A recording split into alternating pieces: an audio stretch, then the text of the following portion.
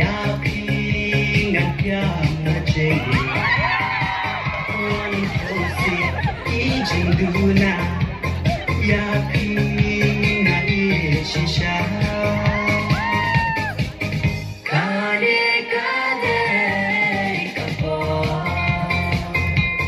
Shise manu yama Bale Krishna